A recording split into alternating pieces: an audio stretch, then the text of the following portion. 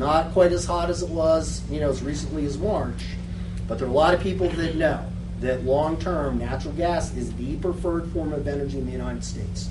No doubt. Okay? If you leave this without remembering anything else, remember, natural gas is the energy of the future for the United States. Period. Okay? One of the papers I wrote discusses that in detail, and I'll hit on some of the points, but if you want to read it, and you'll come up to date. But let's talk about the what-not. And I'm not going to spend a huge amount of time on what-nots, but we've heard a lot about solar and wind and nuclear. What's going on with those things right now? All right. Solar right now produces far less than 3% of our energy. And the problem really comes down to technology. Even though the technology is vastly, vastly superior in 2011 than it was, say, in 2006, we cannot capture enough sunlight to ever make that work. And part of it is, obviously solar is not a real good idea for cars. Okay, and right there, that's close to, half of what we're using is cars. But also as far as industrial use, you just can't get enough solar panels out there. Understanding that the sun goes away, many, many hours every day. Okay? The other thing that we've seen is people love solar until they have to look at those panels all the time. Okay?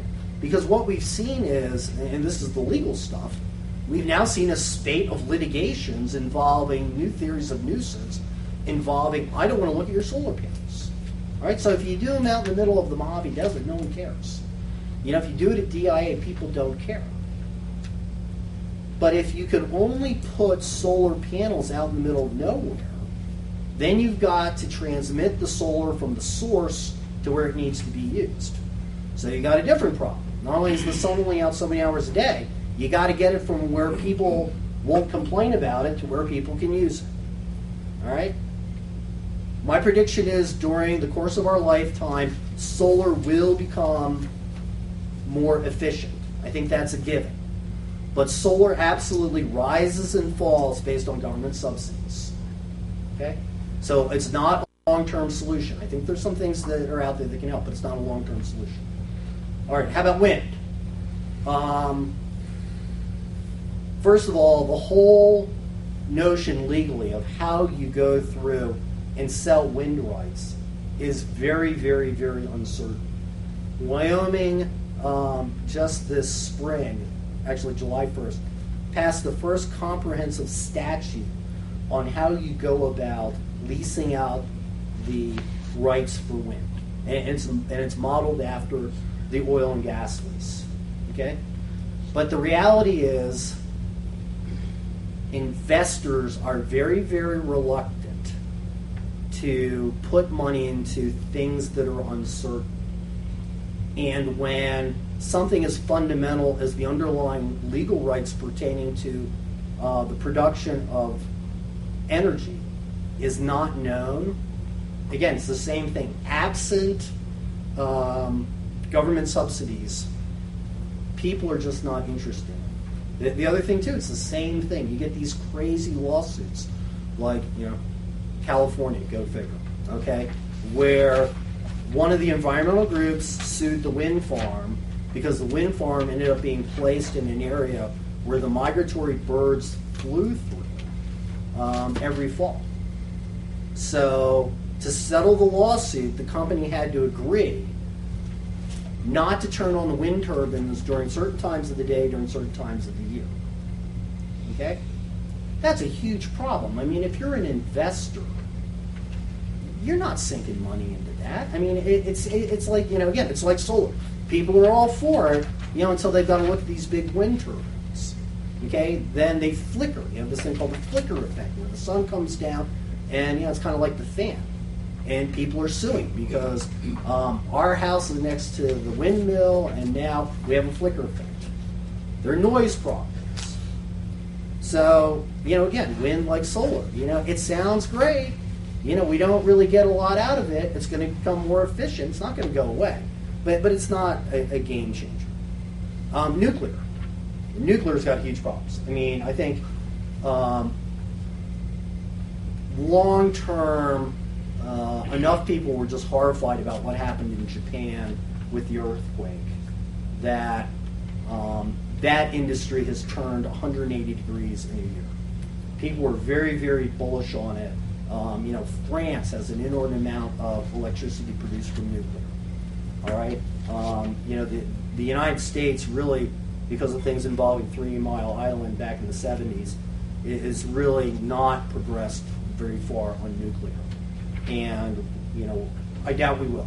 I mean, I may be wrong, but I suspect there's going to be a good 5 to 7 year analysis by politicians and scientific people. They're going to go through all this stuff. And maybe, between now and then, they're going to reevaluate some of these things. But, countries like, I think it's Germany, they said, no more, we're stopped, we're done. All right? So I guess what I'm getting at is when you start going through all the different other alternatives, there are not a lot of sexy ones. All right? So you kind of keep coming back to the same two things. You come back to natural gas, you come back to oil. And, I know, we could talk a lot about hydrogen. There are a lot of other technologies that are out there. But, folks, those things are so far off the future, we're not going to live long enough to see those things. I'm not talking about energy in the year 2100. I'm talking about, like, for the next 30, 40 years. Okay? You'll hear some stuff like tar sands. A lot of oil is being produced by tar sands up in Alberta, Canada. In fact, if you're interested in these things, Congress has set a date for the Obama administration to either approve or not approve a major pipeline, trans-international pipeline from Alberta, Canada, all the way down to, I can't remember whether it's the Texas-Louisiana border, somewhere there. But it's getting hung up. It's getting hung up on the environmental issues, and it's getting hung up on issues involving security. Okay? So it'll be interesting to see how it plays out, because the Chinese have made it very well known to the Canadians, hey, don't worry, if the Americans don't want to do it, we'll figure something out. We'll take all you can produce. Okay? So, there are other things out there. But, it comes back to oil and gas. Okay? Is everyone with me so far? No one fell asleep? You understand what I'm talking about? If I'm missing anything, let me know. All right, I got a quarter of the hour. I'm going to go through one last area, then we're going to take a break. Okay? All right. Next topic is where, or what I would say, why here? The smart aleck answer is because that's where it is. But it's actually more than that. Most people don't realize that over 80% of the oil, and at least to date the natural gas, is produced by 8 states. Okay? You've got Texas, you've got Louisiana, you've got Oklahoma, you've got Colorado, you've got Wyoming, you've got Utah, you got California. It's not a whole lot. And that's just a product of where the product is located. So as we move forward, you can start seeing various factors aligning, and why this is such an important issue for Northwest Colorado as we go forward. Northwest Colorado does not have the same type of poisonous politics as, say, California. Okay? That's a real advantage. When you go down towards Rulison on I-70, you see all those natural gas drilling operations and stuff like that. If you do that stuff in the middle of nowhere, people like it. When you do it on I-70, when you do it next to someone's trophy ranch, it's a problem. Those people have money, and they will fight you on that stuff, whether they're right or wrong. Okay? So, those are problems. People really don't think of it, but, even Craig has fabulous logistics. You've got US 40, which, until the interstate system was built, US 40 was one of the major east-west roads in the entire United States. Okay? Victory Highway and all that other stuff. It's a major thoroughfare. And you have Rifle coming all the way up to Bax. So, you've got roads that are there. Obviously these roads are going to have to be adapted, But you're talking, modifying roads is totally different than putting in new roads. Okay, so you've got, those things going on. You have large parcels of land. All right, it's really hard from the industry's point of view. If you're going through and you're trying to pick off acreage, 10 acres here, 40 acres here, whatever it is, that's a lot more challenging than when you can go through and pick up a 4,000 acre parcel, a 640. You just go through. The arithmetic works just so much better. Okay? So, is the movie, A Perfect Storm, you can see all these various characteristics are, sort of coming together as to, what we can say. All right, we're going to take a break. When I come back, I'm going to talk about really, two major issues, which is why is this happening now? All right, why is it happening now? Why didn't it happen before? And why can we continue to think about this going on? And then the final thing I'm going to talk about is why I think what we've seen over the past 18 months is just the tip of the iceberg. All right, it's not changing, it's not going away. I think we're going to see it intensifying. And I'm not just talking about Craig, I'm talking about, basically the Rocky Mountain West. So, all right, before I break, does anyone have any questions? All right, I've got just about a quarter of the hour. We'll give it about 10 minutes, and then we'll go from there. Okay, don't feel like I'm going to be upset. All right, well, it was a little longer break than I thought, but let you stretch. Someone had asked me a question. Did you ask me a question about a surface use agreement? Yes. Why don't you rephrase the question and I'll... Well, I just wanted to know if you were damaged by drilling operations, what is your recourse? Okay, let me ask a follow-up question to you. When you say damage, what are you talking about? With water wells or your foundation to your house, either one would be a big loss to you. Oh, yeah. As a homeowner. Okay. In no particular... Unfortunately, those things happen. Okay, they don't happen very often, but they happen. It's like my dad used to say about getting hit by lightning. Doesn't happen a lot, but when it does, it's a son of a bitch. Okay? So, it does happen. I mean, typically, I was commenting to someone during the break. You hear a lot of horror stories that are anecdotal. You'll hear stories about industry not doing this, not doing that. I got to be honest, those things happen, but that's the vast minority. Typically, I think the type of thing you want to do is you want to find out who the local representative of the company is. Get them on site as soon as you can and start discussing what's the problem. All right? I kind of joke, they go and they kill your bull calf. They come out, they pay the check, they wreck your gate, they do stuff. I mean, not all operators are great to work with. Some are horrible to work with. But that's the exception. Most of them are pretty responsible. And basically what I hear from industry is the following. It's like, look, if we caused you damage and you can prove to us that, A, we caused the damage and you can tell us the amount of the damage that's fair, we'll write you the check and we'll work with you. Okay? Where people really create problems for industry and vice versa is the unreasonable people. The people that are out there and, some stones were left in a field and, the baler was, injured and now they want $150,000 to fix something that, probably costs a couple $1,000. Okay? But, it's like anything. If you really have a problem, you got to call a lawyer.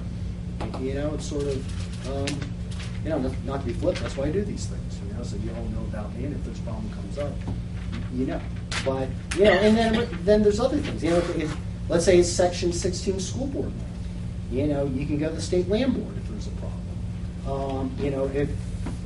There are a lot of different circumstances. All right? So does that answer your question? It's probably not the greatest answer in the world. Well, how would you prove after the fact that they cause whatever damage you have. Well, here's what I tell potential clients is, if you're suing someone in a court of law, the plaintiff bears the burden of proof in the case. So you got to prove your case somehow. It's not, hey, I had a problem, and by definition, it's industry's problem. I mean, clearly, let's say there's seismic work done, and 2 weeks later you notice there's a crack in your foundation. Well, then you've got a causal relationship. But some of these problems are very, very difficult to sort out. I mean, that's one of the bigger issues coming out right now involving fracking. And does fracking really denigrate water? And you hear different things. I mean, you watch 60 Minutes and you think the world's coming to an end. But there's some real interesting and unresolved issues. So it's not what it appears to be. And of course, the other thing too is, remember, if you're drilling a natural gas well, God, you could be down, you'd be 10,000 feet below the Earth's surface. That's 2 miles down. So it's hard sometimes to connect all of those dots, and that's that's why I tell people, if you do a surface use agreement, make sure you have an attorney's fees clause in there. And the reason it is that you want to make sure that if you ever have to go to court and prove these things, by the time you're done with your lawyer and by the time you're done with your expert, you can spend a boatload of money. And you better have a fee-shifting provision in there. Okay? All right, I'm gonna plow ahead. So let's talk about the basics of, why are these things happening, now? Why are we seeing renewed interest in Moffat County that we really weren't seeing, a couple years ago? I mean, I've had clients come to me where they are remarking, it's like, oh my God, the last time I was approached by a landman, it was 98, and they were offering me $35 an acre to lease. And now they're offering me $350 an acre. They're offering me $450, $550. I mean, the numbers just, kind of keep going up. What's going on? Why is this happening? All right. Well, one of the reasons we already touched on, technological advances. All right. We talked about fracking. We talked about, horizontal, drilling. Those things are definitely out there. I will take 1 second to talk about fracking, because New York State banned fracking for a while. The stated reason was that there was potentially contamination of the drinking water. There's a really well-known case. It's the one they have in 60 Minutes. If you ever get a chance, go to YouTube. It's an interesting case. Methane gas got into a drinking well, domestic well. You can literally, and they did on 60 Minutes, they got the water from the well, they put it in one of those glass containers, not glass, plastic containers, and then they got a match and they blew the thing up. And now there's class action litigation involving that. So that you hear about those types of things. I think the industry has created some problems because they considered the solutions they're putting in the ground to be proprietary, and they're not very forthcoming about coming out and saying, here's actually what we're doing. I think that really created a lot of anxiety. There was a feeling that, hey, if they're not telling us what they're putting in there, it's got to be for a bad reason, okay? And in Colorado, there's an attempt now for voluntary disclosure of fracking fluids. Industry hopes to have 100% compliance, within the next several months. We'll see what happens, okay? But here's the deal. Ultimately, fracking and horizontal drilling is going to continue to happen. I think there's a real high probability that the federal government's going to get involved and they're going to do some regulation, okay? And with federal regulation, there becomes some problems. There was an original study done by EPA, and it came out and basically said, we find no correlation between fracking and contamination of drinking water. There are various studies that have come out since, pretty much by academic institutions. Cornell University came out with a pretty significant study saying, we're not really sure that's the case. My own feeling, and again, I'm not an engineer, I'm none of that stuff, but I don't think the problem is fracking. I think there are some people out there that do fracking that probably aren't as careful as others. Just like there are good doctors and bad doctors, good accountants and bad accountants, go down the list. I think there's some organizations that just really do a really good job and others that don't do such a good job. And, it's the same type of thing. When you're going down, into the ground 2 miles, a lot of things can happen. So I think it's inevitable we're going to see federal regulation, in part because I think the government is concerned that if there's just state regulation, you're going to have a quilt work of different regulations. New York's going to do different than Wyoming. Wyoming's going to do different than Louisiana. And I don't think the government is really interested in that. My own personal feeling, again, not a scientist, I think a lot of this stuff is overstated. I think there are incidents where there's definitely a problem, but I don't think the problem is that fracking is bad or fracking is inherently hazardous. I think there's some people out there that probably didn't do a really good job. Okay, and remember too, this fracking is, well, at least fracking at the level we're seeing now, it's a new business. I mean, there are a lot of guys out in the field right now that 3-4 years ago they weren't doing this. So I mean, there's a learning curve as you go through those things. All right, so technological advances are explaining a lot of what is going on now. I think we can also explain what's going on, and I'm going to talk about this more in a minute, is it's things that are going on in the international oil producing community that is making policymakers incredibly nervous. Today it looks like Cantafio fell in Libya. That's a pretty seminal event because, the fall of the Egyptian government, the fall of the Tunisian government, those are not big oil players in any way, shape, or form. Libya is a major player. Okay? One of the things that was real interesting was that when the news came out that it looks like we're at the end game of the situation in Libya, the prediction was the price of oil would decrease because we could expect Libyan oil that's been off the market to come on the market. That sounds real reasonable. Price of oil last time I looked today went up about $2 a barrel. Okay? And the reason that may be is we're now dealing with uncertainty. No one really knows how these newer governments in the Mideast are really going to treat the international trade of oil. You may like Gaddafi, you may not like him, but the international community knew that a certain amount of oil was going to make it to the market, and it was a dependable amount, and it was going to be in line with what everyone else was doing. Okay? No one really knows what's going to happen right now. Okay? So that leads to this much more anxious situation about our own domestic product. Okay? The recession and the national economy also come into play. Okay, and this is a little bit counterintuitive. And some of this is just sort of Ralph on economics. I have a master's degree in mineral economics from school of mine, so as I would say, I know enough about this stuff to be dead wrong. Okay, but here's part of what's going on is we spend a lot of time as a nation looking at the economy through the lenses of taxation and deficit. And those are definitely big problems. But there's another big problem, and we don't really talk about it, but I think it's really the central problem that our economy faces. And that problem is we have a lot of people that would like to work that simply are not trained for the type of jobs that are available. Okay? And that's because a lot of those jobs have been exported.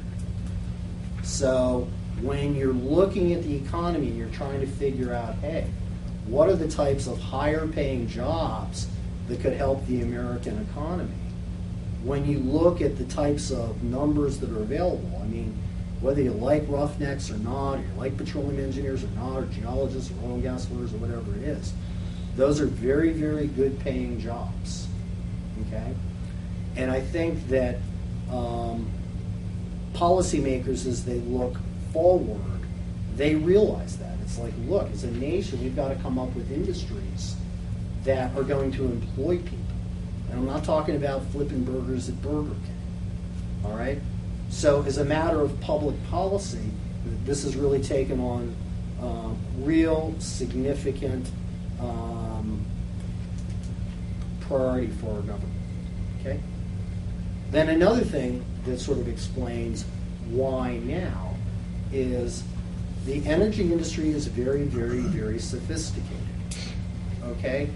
As I mentioned before, when they look at investment horizons, they're generally looking forward 30 years. And even though natural gas right now is about $4 CFS, they know that's a temporary situation. And they also know that the trick is this.